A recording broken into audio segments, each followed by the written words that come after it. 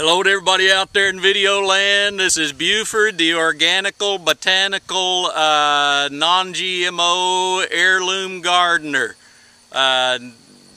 Organic heirloom gardener is what I am. And if you're going to grow organic heirloom gardener type plants, it means you're going to grow plants that are real old, that the seeds are real old. They come from hundreds of years ago and they hadn't changed. And you're going to fertilize with stuff that stinks, as opposed to stuff that that you get from the store.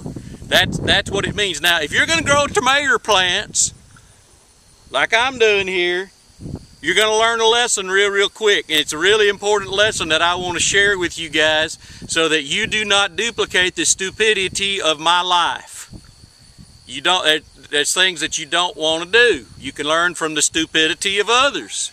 So, here's the thing, at a given point, your tomato plants, your organical, botanical, non-GMO heirloom tomato plants are going to get to a place where they're too big to stand up on their own, and you're going to have to give them something to help them stand up. There's a lesson in that even there. But even that, when you're going to get to a place where you got to have some tomato stakes, and these are some tomato stakes.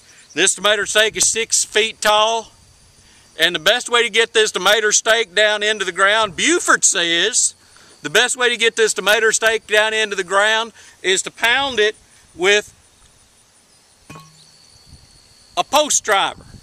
Now, here's where we get to the really important lesson, because this is something I've learned by experience, okay? When you get ready to drive one of these here posts like that, it starts up high. But then as you hit it, it gets down to where it's low. But if you keep on raising up the post driver high when the post is low, then that's potentially a problem, because here's the thing that I've learned. Steel is always harder than bone. Now you may wonder how I know this. Here's what it is. If you see right here, on the bottom side of this thing right here, you see that right there? Hello. It echoes in there. Right there, that thing is bent. Well, here's how it got bent. Ready? Are you ready?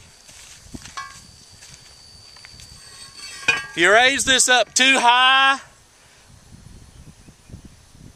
and you hit it like that, and you're hammering this thing real hard, then it's going to come down on your head. That's when I learned steel is always harder than bone. Now, there's a spiritual lesson in that you'll learn later on in the message, but for right now, it's sufficient to say that I have perfected and fully understand the principle: steel is harder than bone. And here's how I know. When you hit yourself in the head with a post driver like that and you go to the hospital, they look at you and they say, "What'd you do that for?"